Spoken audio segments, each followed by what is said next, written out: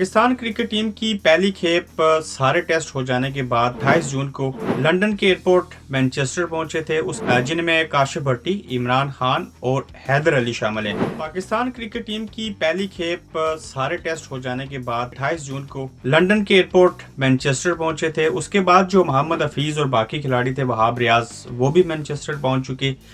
तीसरी खेप में जिनके फिर से टेस्ट करवाने के लिए पाकिस्तान क्रिकेट बोर्ड ने उन तीनों खिलाड़ियों को लाहौर बुला लिया, जिनमें काशिफ भट्टी, इमरान खान और हैदर अली शामिल हैं। अब देखना ये होगा कि इनके टेस्ट की रिपोर्ट्स क्या आती हैं और उसके बाद ये तीनों खिलाड़ी भी जो हैं वो इंग्लैंड पहुंच जाएंगे और पाकिस्तान का जो स्क्वाड अनाउंस हुआ था ऑलमोस्ट सारे खिलाड़ी उसमें शामिल हो जाएंगे। इसके अलावा बाबर आजम जो हैं वो इस बात के लिए कोशां है कि जो पाकिस्तान की क्रिकेट टीम 1.5 साल तक T20 की नंबर 1 दुनिया की टीम रही, अब वो चाहते हैं कि जो उनको कोचिंग स्टाफ मिला है, जो उनको खिलाड़ी मिले हैं, अब वो कैप्टन भी हैं वनडे के, T20 के, तो इस सूरत हाल में इंग्लैंड का जो टूर है वो उनके लिए नहायत ही इंपॉर्टेंट है। और इस टूर के दौरान जब इंग्लैंड और वेस्ट इंडीज के खिलाड़ी जो हैं वो आपस में मैचेस खेलेंगे, इंग्लैंड की टीम डेफिनेटली वो बेहतर होगी, लेकिन ज़्यादा फोकस जो बाबर आजम की गुफ्तगू है, मुझे उससे लगता है कि वो T20 को ज़्यादा फोकस करेंगे, क्योंकि शॉर्ट एंड स्वीट फॉर्मेट है। उनकी कोशिश है कि पाकिस्तान क्रिकेट टीम को T20 की तरफ फिर से ऊपर लाया जाए टीम को, और उसका जो आने वाला क्रिकेट वर्ल्ड कप है, जिसका अभी तक हतमी फैसला नहीं हो सका कि वो वर्ल्ड कप कब होगा, तो वो चाहते हैं कि T20 के जो मैचेस तीनों इंग्लैंड के साथ खेलने हैं उसमें टीम की कारकर्दगी अच्छी हो, जिसकी वजह से टीम की जो रेटिंग है जो वो भी बेहतर हो जाए पहले से। इसके अलावा हम काफ़ी एक्साइटेड थे कोविड-19 की वजह से, जो कि क्रिकेट हो रही थी, तो हम उसको देखेंगे, कवर करेंगे, मगर ब्रॉडकास्टिंग जर्नलिस्टों के अलावा या ऑर्गेनाइजेशंस के अलावा इंग्लैंड क्रिकेट बोर्ड ने पहली मरतबा इन हालात को सामने रखते हुए जो है वो एक्रीडेशन नहीं दी, जिसका किसी भी पाकिस्तानी जर्नलिस्ट को जो है वो वहाँ पे जाके मैच को देखने का या कवर करने का मौका नहीं मिलेगा। जितने भी कॉन्फ्रेंसेस या प्रेस कॉन्फ्रेंस जो भी होगा वो ऑनलाइन चीज़ें होंगी और हमें एक्रीडेशन नहीं दी गई, जिसका हमें अफसोस है, लेकिन इसमें अल्लाह की तरफ से भी चीज़ों में बेहतरी है।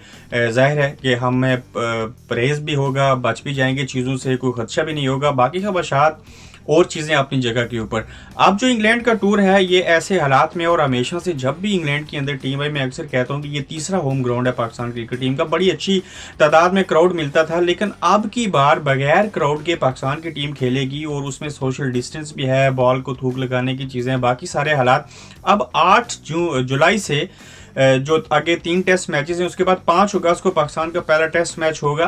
मैनचेस्टर के अंदर और साउथहैम्पटन में। इसलिए टेस्ट मैचेस रखी गई हैं, ये बात जो काबिल जिक्र है, उसकी रीज़न ये है कि ये वाहिद ग्राउंड है इंग्लैंड के अंदर जिनकी जो रहने की जगह है, जो होटल हैं, वो बिल्कुल अटैच्ड हैं स्टेडियम के साथ ही, तो इसकी वजह से खिलाड़ियों को जो दुश्वारी नहीं होगी आगे पीछे जाने में और ख़ुद को कोरोना वायरस से महफूज रखने के लिए। अब चूँकि वोस्टर के अंदर पाकिस्तान की टीम ठहरी है, उसके बाद वो डर्बी शायर जाएंगे, जहां से वो प्रैक्टिस मैच के जरिए 14 दिन क्वारंटाइन में रहने के बाद वो वहां से आगाज़ करेंगे। ताहम इन दिनों में भी जो है वो खिलाड़ी अपनी प्रैक्टिस को जारी रखे हुए हैं, काफ़ी अच्छे खिलाड़ी, बड़ी अच्छी टीम मिली। सरफराज अहमद जो है वो काफ़ी उनसे पीछे रख के जो है वो कीपिंग प्रैक्टिस सेशन में करवाई जा रही है। उसके अलावा किसी ने कहा कि अब सरफराज से जो है वो ड्रेसिंग रूम से लेके ग्राउंड तक खिलाड़ियों को पानी पिलाने का काम शुरू हो जाएगा। ताहम ऐसा नहीं है, ये भी बड़ी अच्छी चीज़ है कि सरफराज को वापस लिया गया और मुझे उम्मीद है कि वो पहले टेस्ट मैच में बतौर कीपर, बतौर बैट्समैन उनको टीम का हिस्सा बनाया जाएगा। आप भी अपना फीडबैक दीजिए कि बाबर की कप्तानी का क्या ये बहुत बड़ी आजमाइश है, उसके बाद जो कोचिंग स्टाफ है उसके लिए भी बहुत बड़ी आजमाइश है, और इसके साथ साथ सबसे बड़ी आजमाइश जो सरफराज अहमद